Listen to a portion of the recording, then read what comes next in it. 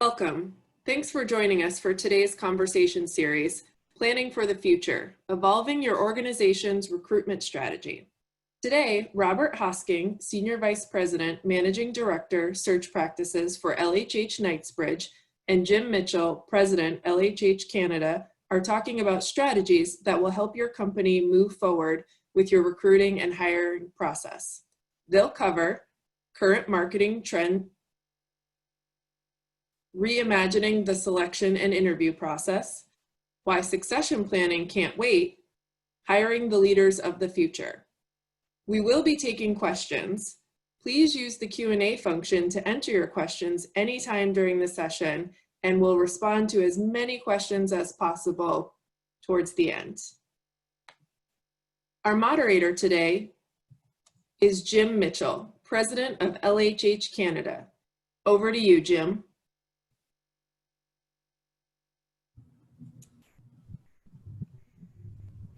Thank you, Honesty, and hi, everyone. Welcome to our conversation series where we talk with business leaders and learn how they're turning innovative ideas into action. For those new to LHH, we help companies see the possibilities in their people. We do this through talent leadership development, executive coaching, assessment, career transition, and executive search, resulting in improved productivity and increased effectiveness. Joining me today is Rob Hosking, Senior Vice President and Managing Director of LHH's Search Practices.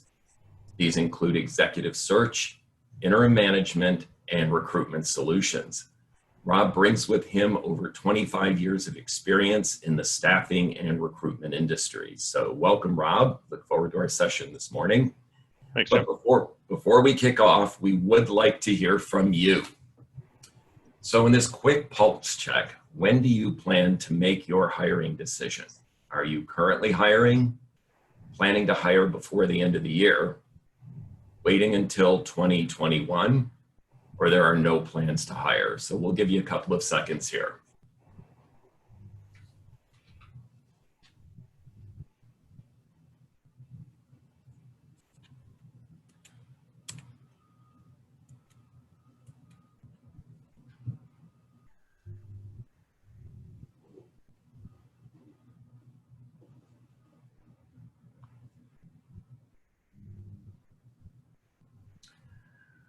Okay, the results are coming in, and for the benefit of those on the phone, I will read them out. Not too surprising here, Rob. It looks like we have, 73% are currently hiring through this, so there's a lot to learn as we go through this process. Before the end of the year, 10%, in 2021, 9%, and no plans to hire at 8%. You know, it's really encouraging when you see those numbers for sure. And what's interesting, Jim, and I have a stat that actually aligns completely with that. In fact, 73% of organizations in a recent survey indicated that they would be hiring. So this aligns completely with those that are on the call today. So exciting to be able to dive into that, but also encouraging and makes you feel a little better about the future as well from a hiring and staffing perspective. Great. Well, Rob, there's a Chinese saying, actually, it's a curse. May you live in interesting times. I think 2020 will go down as interesting times. With the pandemic, the economic upheaval, social unrest, there's no question companies are laying off right now. And if they're not laying off, they're planning to do so. You would think that hiring would grind to a halt, but we're not seeing that. And clearly our survey is telling us that it's not happening. So how do you explain this dynamic? Yeah, you know, it's really interesting, Jim, and it is true that this is definitely an interesting time. And I would say over the last 4 or 5 months, the world has completely changed, and the way that business operates has changed, and the way, of course, people go about hiring and recruiting people has certainly changed. And there's definitely been a number of organizations that were hit very hard by COVID. They put roles on hold. We certainly saw that with from our clients' perspective, that the positions that were open or companies were recruiting for, let's call it in mid-March, were delayed, put on hold, but not eliminated, meaning we know that in the future, we will still need to hire for this position and likely hire in other roles. There were definitely companies that went into a hiring freeze or those that unfortunately did go through layoffs or furloughs, which was a challenging time and very difficult for a lot of people. There are those organizations, though, that have certainly found themselves now and throughout the last few months still looking for talent. And that's been as a result of changing business models. So companies that have changed the way they do business, looking for either different skill sets or to add to their existing team.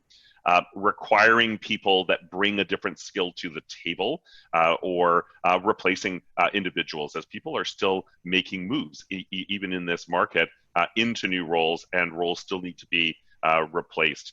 And certainly organizations taking the opportunity to right size their teams as well. And all of that certainly speaks to more hiring. Yeah, so how is this impacting their recruitment strategies? Yeah, we certainly saw a real change in recruiting strategies and organizations and the way that they go about looking for talent. And we're actually seeing some opposing dynamics as well, where certain companies have really drawn out the process, taking their time, more people involved in the decision making. So there's been more lines of approval to even get to the point of hiring, to ensure that the role is a critical need. Maybe it's a budget decision or challenge. Companies are still a little concerned about the completely virtual hiring. So going through the entire process, trying to find somebody without ever having met them personally. And then definitely that concern remains about virtual onboarding. So companies thinking, I may hire the person virtually, but I need to now rework the way that we bring that person into the mix. And then I would say that the last piece is the companies that are actually accelerating their process. So COVID's done some interesting things, and there are certain organizations in industries that have moved very, very quickly. Demand has increased for their product or service. We're hearing from organizations, we need to move quickly, we need to fill the role fast, and companies that are growing or finding that they anticipate that demand will actually increase over the next while. And so a process that might normally take 3 or 4 months, certainly at the executive and leadership levels, are taking less time as companies are trying to get the person into the role more quickly and have them be productive more quickly. So a bit of a shift. And I know, Jim, that you work with a number of executives in transition as well. I'd be curious to hear what you've been seeing on that side of the business. Well, we're seeing a similar dynamic, Rob. Obviously, there are a number of factors that come into play on time to placement. There are certain segments that are very slow, but at the same token, we're seeing segments like HR, IT, and finance continue to accelerate. We're also seeing segments doing consulting and gig type of assignments. So you're right, there are areas that are definitely slow, but they're aligning with what you're seeing on the hiring side. Which is really interesting. And you mentioned the gig type of role or gig economy and contract positions. And I would say we continue to see an increase in demand in that space as well, as organizations are thinking about the long term. So they're thinking about, what do we need today from a role perspective? What types of skills do we require to help us navigate or get through the next few months? And often look to a contract individual, bring that person in, have them continue on in the role, be very productive very quickly, generate results. And then one of a couple of things, either making the decision to bring that person on board full-time once they've determined if the role in fact is a full-time job and they still need that skill, or conducting their full-time search, looking for that full-time hire while somebody is doing the role. So while they're actually in the spot, again, productive and working hard to fulfill the obligations of the role, looking to hire that full-time person on their own and navigating that way. I would say that we're still seeing that skilled candidates are finding roles quickly, and that speaks to even the survey results that companies that are continuing to hire. And we are seeing individuals with multiple offers. So have 2 or 3 things on the go at any given point in time, as active as they may have been pre-COVID. If companies, and we typically give advice that if companies recognize the talent that they have and they're interested in that person, to make the move and make the decision quickly, because they do run the risk of still losing good candidates today. I'd also say that, unfortunately, the volume of candidates or people looking for a job has increased significantly, and that is as a result of the layoffs and increased unemployment. So there are more people now looking for roles, and I would say that when we post a position and our clients post roles, historically, or certainly pre-COVID, we would find that we might generate 100 resumes, maybe 50 resumes. Now those same postings are netting 300 to 400 applications. So really posing a challenge for organizations, going through all of the resumes, trying to narrow down to the right people for the job. And that's also increasing the level of frustration for people looking and applying for roles, because they're finding that they may not be hearing back, or not hearing back as quickly because of the volume, and companies the challenge navigating through that. I think great example is what I saw recently here in Toronto, where there was an executive level position that was posted, and the company received over 500 applications for the job. So this, I think, might be a factor. It's very easy to apply for a job. In fact, you go to a job board or you go to LinkedIn, you can just click, and now you've applied. So that could in part explain that volume increase. By the same token, there was a survey conducted recently where over 75% of companies said that they're not getting the talent that they need. So how do you explain the dichotomy? Yes. So again, the good news is that employers are hiring, and maybe back into a move from that perspective. So there continues to be opportunity, but employers have also indicated, to your point, that receiving unqualified candidates was their number one challenge when recruiting, certainly through a job board. And I would say that it's recognized that the number of people that apply through job boards or job aggregators has increased significantly over the last few years. So one click, somebody goes in, they see a job that they are interested in, they're applying to that position. It only takes a couple of seconds, so that speeds that up. We're also hearing from companies that we work with that the volume of candidates applying is really slowing down their recruitment efforts. So increased volume, slowing down recruitment efforts, which again poses a real challenge. And again, the ability of the organization to manage through that is certainly tough. And I think it's only going to get worse, to be honest, because we will see heightened levels of unemployment for a while until things get back to a little bit more normal, if you can use that word. So I do anticipate it'll continue to be a challenge. Well, I agree. I think it's clear, Rob, that COVID has definitely changed the hiring model. How is it impacting the interviewing and selection process? Yes, so this is something that I think took a lot of people by surprise.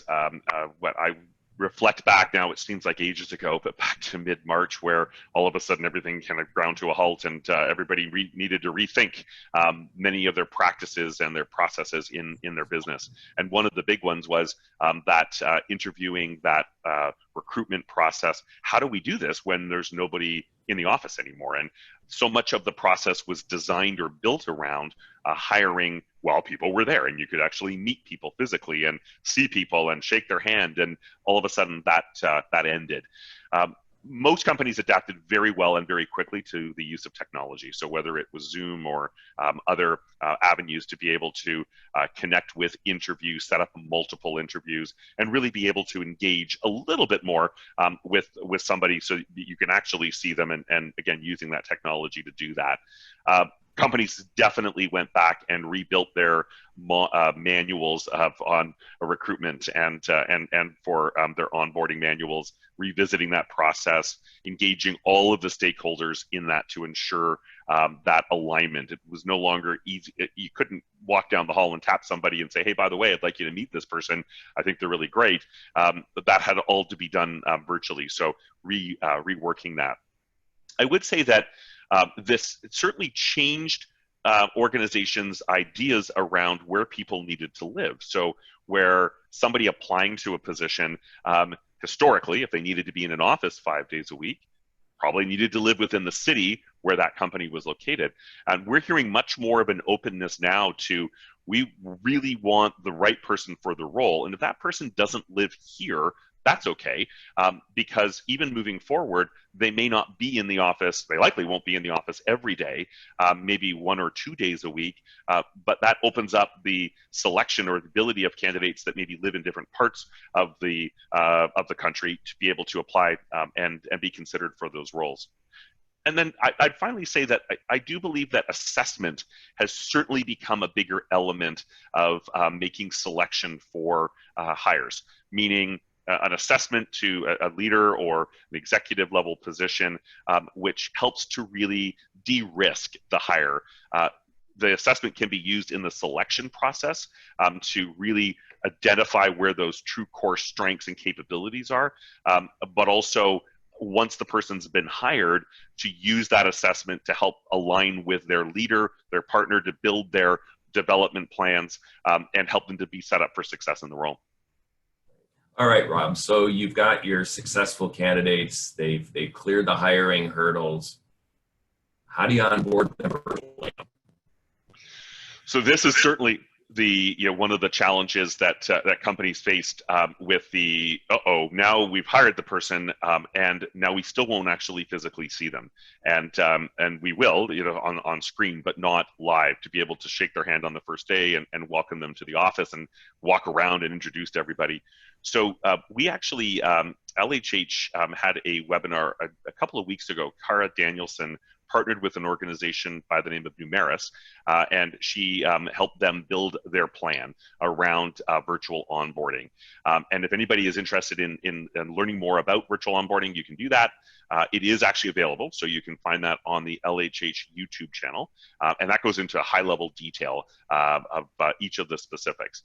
From a maybe broader perspective, I'd say a couple of things. I think number one, the plan should be built well in advance, even before the person has been hired, so that that can be laid out. The elements are in everybody's calendars, the structure around the plan, and it really doesn't even need to look that much different than the plan that you would have had in the office. It's just the way we go about it now that looks a little different. A 100-day onboarding journey is a good number to kind of work towards. What are all of the steps, the elements that need to happen as the person evolves in the role, in being very inclusive, of course, with the employee, the leader, and the people leader or the support resource, and including all of the stakeholders. So really making sure that everybody's involved and knows what those expectations are. Culture is really critical here because building a culture when everybody is remote is a lot tougher to do and to align with and have somebody start to feel part of. So embedding those elements is very, very important. The values of the organization, the engagement with others is really critical. Hey, thanks, Rob. And I can tell you we're also seeing culture change as we go through this COVID period. And I think what you said is very important, creating an inclusive culture.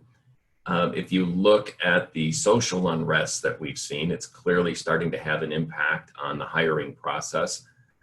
We've seen a number of high-level executives hired. We've also seen them fired. We've seen a real focus on this hiring even through the organization. So what do you see are really the key factors of success as you look to increase diversity and at the same time create that inclusive culture? Absolutely. Well, there's definitely been a strengthened commitment in this area, no question.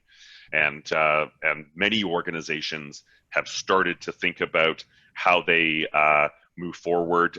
Do they need to add a position into their organization to focus on diversity and inclusion? And there are certainly organizations that have always had a role focused on that.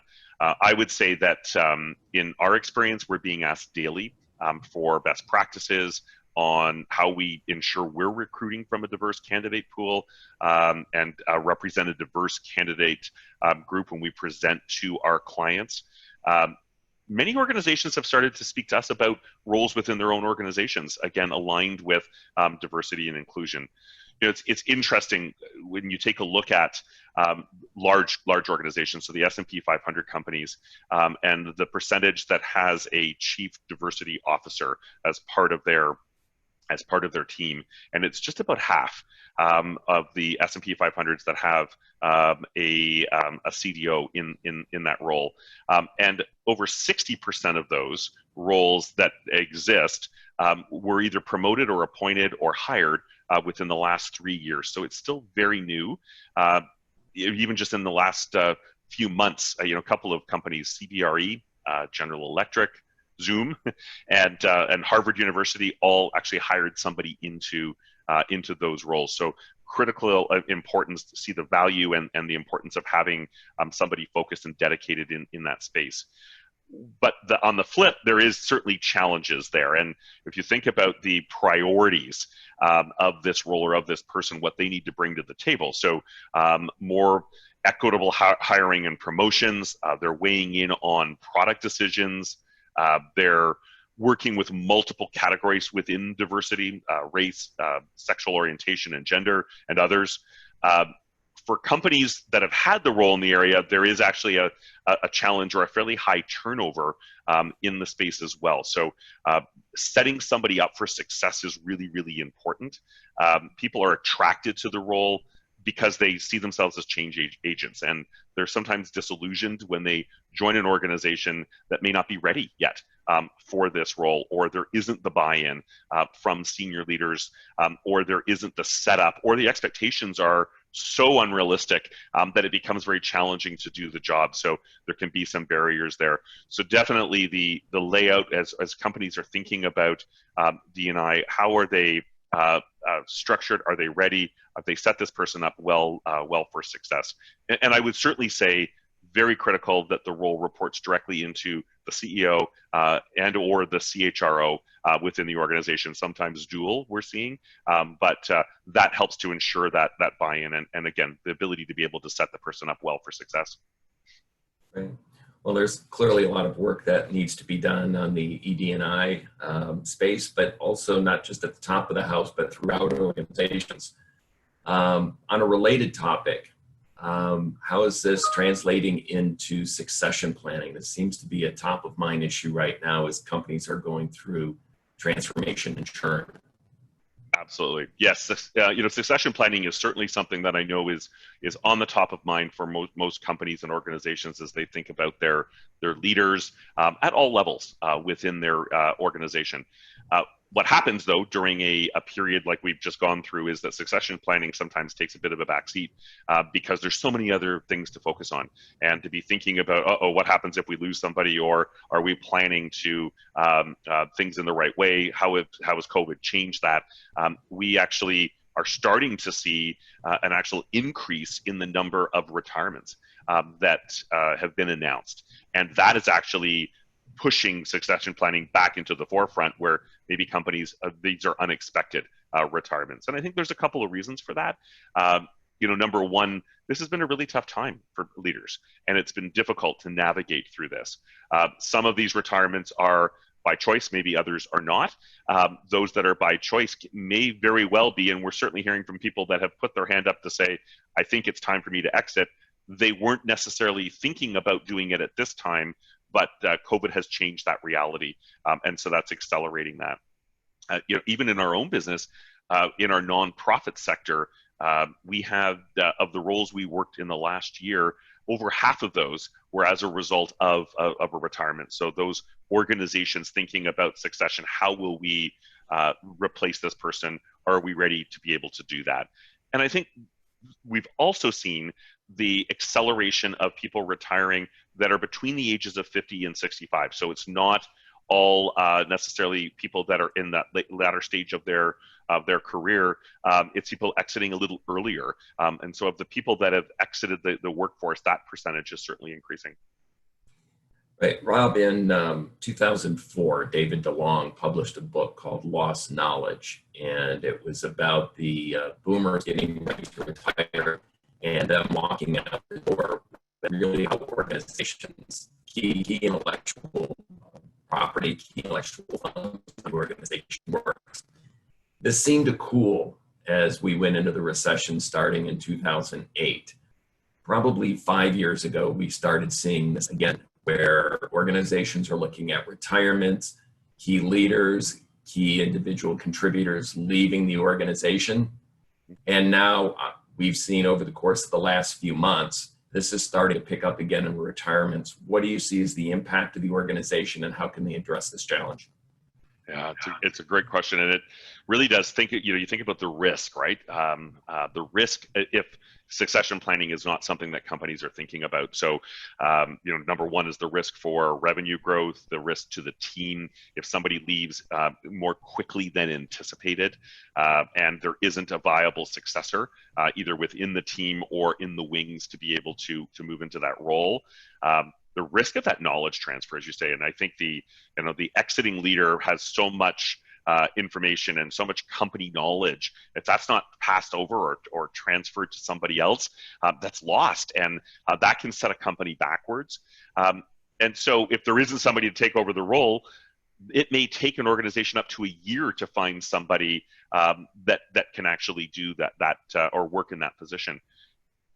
Maybe on the other side of that, though, there is some opportunity, and I think COVID has maybe pushed companies thinking this way, but the opportunity to rework that job profile or opportunity to really rethink the role itself, and what are those skills and aptitudes required pre-COVID, and what were those, and then are those the skills and aptitudes and capabilities that are required post-COVID or certainly through COVID, and will that be different? So stepping back, thinking about the role, involving all the stakeholders in it to decide, how do we look at this differently? Should we look at it differently, and how can that work?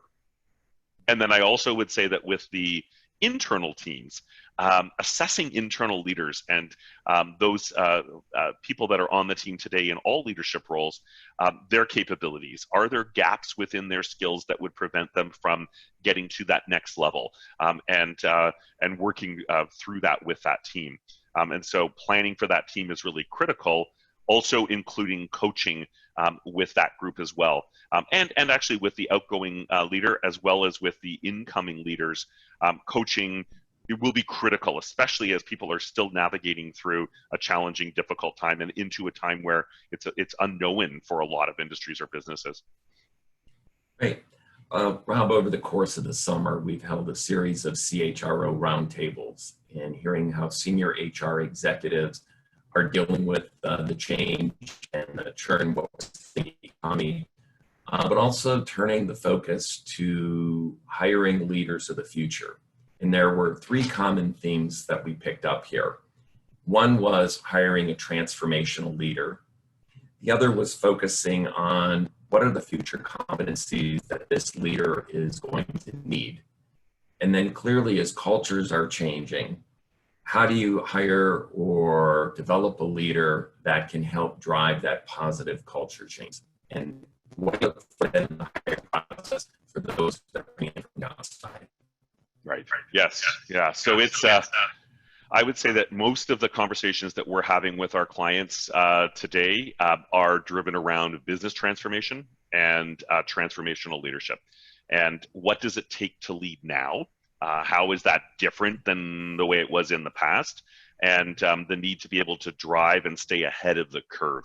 And and this is organizations, and clearly that came back from that CHRO group, which I know was reflected in a number of industries or cross industries, that came back as one of the biggest concerns. So I would say a couple of things. If you think about the future proofing and transformational leadership, identifying those competencies that are really critical and required for people to be successful in both current reality and post-pandemic is essential. Virtual leadership skills, so that ability to be able to pivot, because again, it's different, and navigating through that is going to be interesting. If you think about the ability to navigate actually through ambiguity, with agility? And do they have the capability to be able to connect across the organization in a very different way, not physically with one another, but virtually? Being authentic, caring, resilient, inspiring, active and inclusive participation, and being able to lead that and embrace it and be honest and authentic about that. And then I'm an inclusive culture, and really ensuring that culture is aligned to those core values is going to be very important. And I think, really it's being able to imagine, a leader that can imagine the future, somebody that can think about where are we today and how are we there and what is the future? What does it look like? Being forward thinking and future thinking about that will be very important. Right. And I think on the other side of that, what we're seeing with many companies right now is they're looking at how they can redeploy their talent, how they can look for those skill sets, reskill and upskill, which is really a key investment for their people and also saves on recruitment. Sorry, Rob. Yeah, right. Yeah. Yes. So it is interesting with reskilling. That is definitely something that we have seen and redeploying. So within organizations, moving people into different departments or moving people into different spaces to help retain those individuals, and that's very critical. Also, it provides them an opportunity to learn new skills and to do something different. As business starts to pick back up, often those roles can be reassumed or prior roles can be reassumed. I know even personally within our organization, we've done that in a number of different areas, which has really helped on from a retention standpoint. And then learning programs. I think adapting those learning programs to be able to accommodate, to be able to give people more so they can always be learning, and building those into chunks so that bite-sized chunks so people can take it, learn from it, and then move forward. Maybe back to culture a little bit as well, Jim, because I think about the culture and how critical that is. Pre-COVID workplace culture may not survive. So the culture that we had leading in may not survive because many employees may not return to the office, and yet still need to be able to connect to that clear set of values. I think the other dynamic is that the hierarchy has flattened. So we've observed that the flattening, meaning that people have ultimately everyone became empowered to self-manage, to be self-accountable because they weren't physically in the office and nobody was able to actually observe them. Everybody now, or certainly from that was in an office, is for the most part still working remotely. So being empathetic, agile, tolerant, and trusting is really important. And that command and control oriented leadership style may not work, certainly, because it's a little scary for some leaders to all of a sudden be in a situation where, I'm not there, nobody else is there. Is the work still getting done? So that challenge to be able to build and embed in that omni-channel culture that supports those that are working from home in the office, but can also attract future employees. Because that's going to be very important. The culture isn't necessarily something that people can observe within the space. They need to be able to feel it and live it. And it's somebody that is being attracted to an organization, that's still going to be a very important part. How does the culture work? Do people still feel connected? Does this team work well together? How are they being led? And those things are all going to be very important and critical moving forward. Great. Thank you, Rob. Well, I'm just noticing here we have a lot of questions that are starting to come in. The first one I see here is related to succession planning. How deep should a company go on their succession plan? So that's a great question, and I would certainly recommend of all levels within leadership, meaning you've got, it's always to be thinking about who is next, the next person to move into this role. Do we have somebody to move into the next role? Surprises are never good, meaning when you lose somebody and they go off and that's a surprise, that makes a gap. That gap creates risk. So having that plan, that development plan for each person on the team, and communicating that with the individuals as well, so that they're aware of what the plan or strategy is for them. Again, nothing worse than somebody leaving and then saying, I didn't realize that I was considered a high potential, or I didn't realize that I might have been the next person to move into that role. I didn't think there was a career path for me. I would then say, certainly at the more senior level, that succession planning, and so if you think about CEO or CHRO or COO replacement, that level, those succession plans may be 2 or 3 years in the works in some cases. Mm-hmm. If somebody knows that they'll be leaving that role in 2 or 3 years, that plan can start then, involving all of the stakeholders so that it evolves. So it's a very, very smooth and up transition. But that forward-thinking approach is going to be really important. Great, thanks. Actually, I'm going to take the next question here. It Great. said, what is the difference between LHH and LHH Knightsbridge?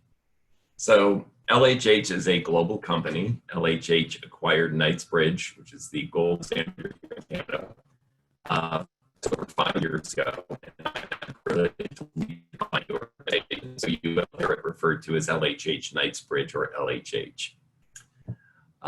Question back over to you, Rob.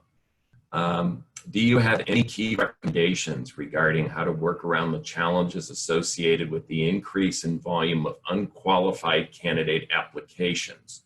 Should organizations be reducing their use on certain types of job boards in the interim? So it definitely is a challenge, and navigating through, and I think I mentioned that it will be something that will certainly increase over the next little while.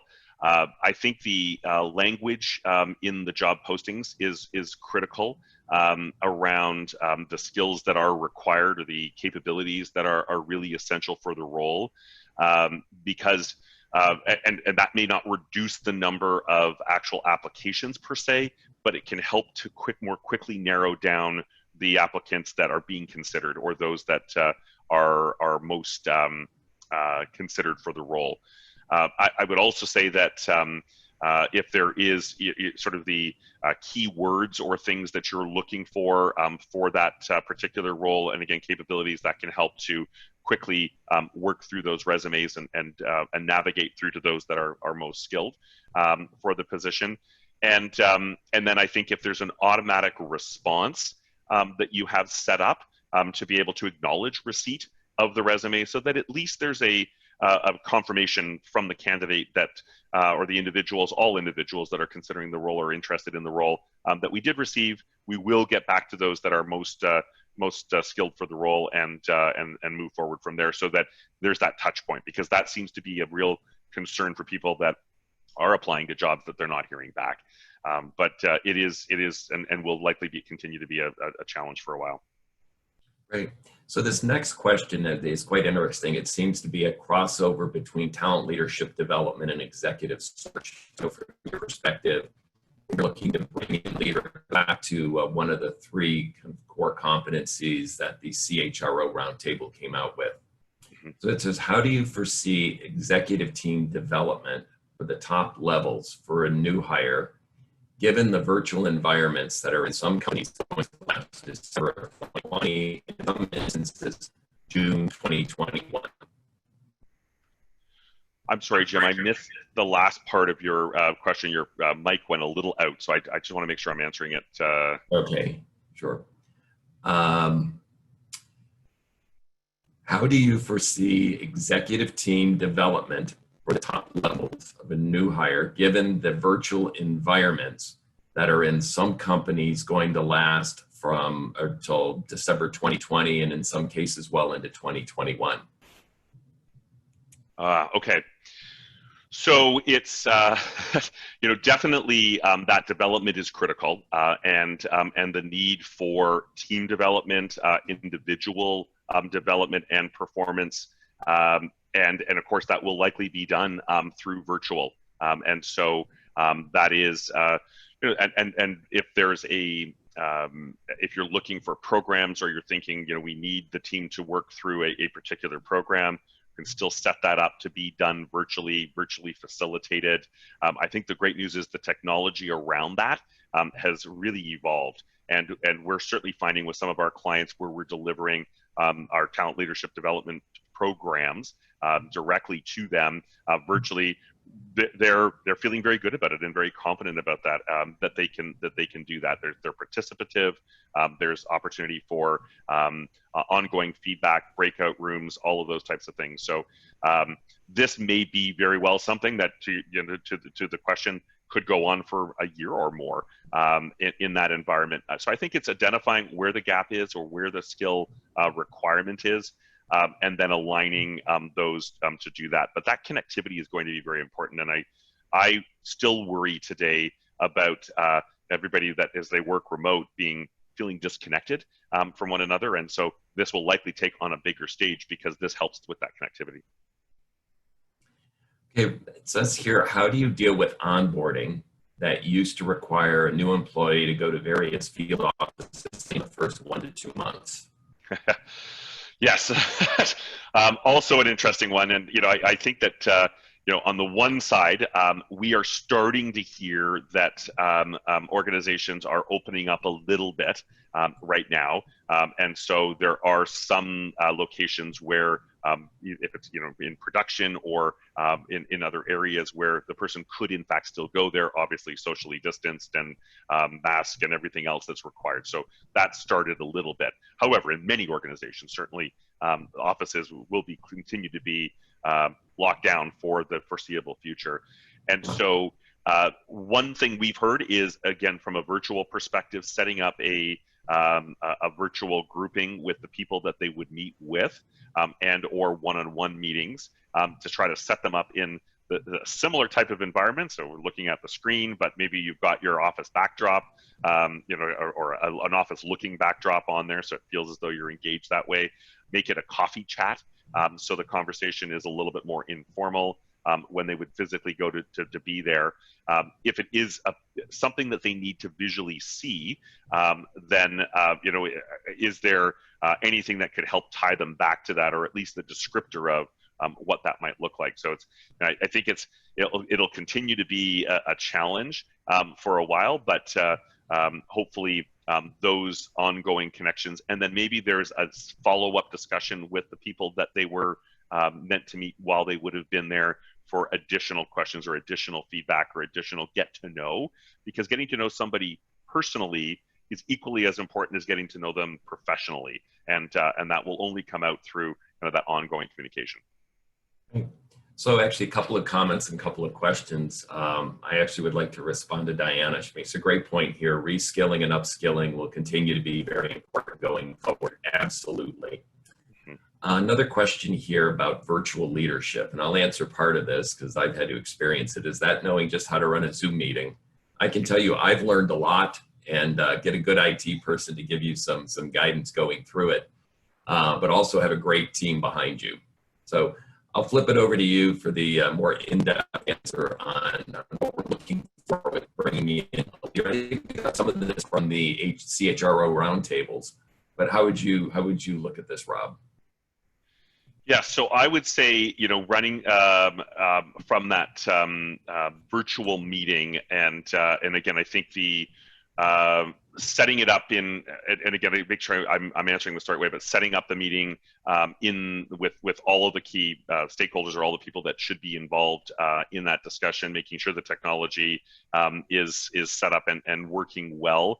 I'm continuing to learn that there's all kinds of functionalities that and capabilities that exist that I wasn't aware of. So, I think that ongoing training from tech and whatnot is important. And you can do it in such a way that it feels as though you're maybe more around a boardroom table, or sort of in that space, using the hands up if people have questions or would like to talk, because I think that's sometimes people may not be heard, and I think that's that's I think particularly important as well. Great. Rob, it says here, old culture is gone for sure, and in a good way, good riddance. Newly refurbished, rejuvenated, authentic, agile trust is most welcome. So what are you seeing on the culture change? You talked about inclusive culture, and how do we deal with that in a virtual world? Right. So I agree. I think there's a lot of things that we were pushed to change within business that COVID has pushed us to do. So, maybe people were thinking about it, or that trust piece, as mentioned, is such an important part of that. Trusting people to deliver, trusting people to be accountable for their work, and that actually will create more of a bond or relationship within teams or within leaders and their teams. The more that we can do that, so I think that ownership piece is really important. Virtually, again, I think the ongoing more communication is better, and ongoing exuding how we align with core values, or how you align with your core values as an organization, how you align and what your beliefs are as it relates to an inclusive culture, communicating that openly, whether that's through town halls, whether that's through regular group meetings. And again, as part of those meetings, I think the opening of the dialogue is so important, and people to be able to feel safe to be able to do that, and share that, and that the trust and confidence is there that there won't be any repercussion or any negative impact or result from that. And I really believe that having worked virtually over the last while has really allowed that to happen, and for more of that, because people are in fact connecting more than maybe they even would have in the office. Okay, can you tell us a little bit more about how a new hire could learn about the company's values and culture? So that's a great question, and it's often driven from somebody who's lived it and believes it and loves it, and for them to share their experience, and for their to share their not only experience with the organization, but why they live the values and why they feel so connected to those. And so that could in fact be somebody that wouldn't always be involved in the hiring process, or even in a regular onboarding. And every organization is made up of people like this, that they're there because they love the business. They're there because they love the product, because they love what the company stands for, and how they work. And that passion sometimes can go a long way. I would even share personally, when I started in the organization a few years ago, I had that opportunity to really spend some time with somebody that just, one of the most passionate people I've ever met about this business and about why they're here and what they do. And I got excited and enthusiastic walking away from that, and made to feel to believe it. I've also worked in the past with an organization that I didn't have that sense. And it just was because I didn't feel as though that necessarily the connectivity was there. So I think that's really important, to be able to build those kinds of conversations into the onboarding, the history, the why we're here, the why we do what we do, all of those kinds of things coming from that person, it goes a really long way. Okay, and I do want to apologize here. I understand that my audio was having some difficulties. So hopefully it's getting a little better here. Rob, how can newly hired senior executives, for example, CHRO, achieve being transformational in driving positive culture change in a virtual setting? I'm sorry, Jim. You broke up a little bit there on just the last end of that. I'm sorry. Okay. How can a newly hired senior executive achieve being transformational and drive positive culture change in a virtual setting? Good question. So, so if you think about newly hired, then there's the sense of, number one, you're learning the business, you're trying to figure everything out, and doing it in a very different way. So you're learning it at a time when, again, you're not there physically interacting with people, meeting people, observing, because that observation is such an important piece. And then thinking about what is the expectation of the organization of me in the role, and how do I align with that? And that sometimes takes some time to be able to dissect and really digest, and then figure out. I think the connectivity with those, whether it's the CEO or the COO of the organization, to understand what that vision is really early on is going to be important, and then identify where are the areas that need to be transformed. What do we need to do to move quickly through those. Tying in all of the stakeholders, making sure that everybody is well communicated what those expectations and opportunities are. And there is that line around how do I run to more quickly or not as quickly, but not to delay, and have that impact more quickly is likely, likely critical. There was a book that I certainly read, and again, it maybe isn't. It's interesting actually. If I would go back and think about it, the first 90 days, which probably many of you know about or have read, I learned a lot from that book, and read it before I started each new job. And I've only had a few kind of companies or jobs that I've worked in, but in each one before I started, and each time I read it, it gave me different perspective based on the world we were living in that time. And that I found very helpful to help either slow me down or speed me up, and make some of those decisions in maybe a different way than I would have if I was just going in with my own look. So just a thought in terms of a tool or resource, but it is definitely a challenge, and a coach can certainly help with that as well. If you're working with somebody, because they can give different perspective on it, learn from you what you're hearing and seeing and thinking about, and give some thoughts on how it could be looked at or viewed differently, or maybe what could transpire from that. Okay, great. I think we have time for one more question. Thank you for hosting this very interesting and timely topic. You're welcome. What changes do recruiters have to make in their own practices right now? We're hearing some bad stories from good, skilled applicants. And that's unfortunate. I mean, I always hate hearing that when we talk about recruiters and some of the challenges. And as we mentioned, the volume of people looking for new opportunities has increased, which has really bogged down recruiting teams in many cases, and internal recruiters as well. So talent acquisition teams as well, because volume has gone up. And I agree with you. It's the experience that a candidate has with a recruiter and wherever it is or whoever they work with is critical, and that stays with them for a very, very long time, if not forever. And so that positive impact, or that positive reinforcement when somebody's looking for a role, they engage with a recruiter, and feedback is really important. So I think there is that shift of ensuring that follow-up happens with candidates and people looking for work. The being honest, being specific about what the prospect looks like for that role. I think being able to respond more quickly in many cases, and more broadly to try to hit that, to be able to do that and make sure that everybody is positively impacted is going to be really, really important. So I think this will actually shift. COVID and post-COVID will shift the recruitment world in many, many ways. And that positive candidate experience is going to be a big part of that. So for sure. Thank you, Rob. We're at the top of the hour, so we'll need to wrap up. I want to thank everyone for their questions. I apologize. There were a lot of questions that we couldn't get to. Please feel free to contact us. We will put up some contact information here. If you would like to further ask those questions to an LHH representative, or if you would like to discuss any of the issues or strategies that we discussed today, we really appreciate your time and participation. And Rob, I want to thank you again for sharing your time and expertise. We will be following up with the link to this recording. Again, thank you, and enjoy the rest of your day. Thank you very much.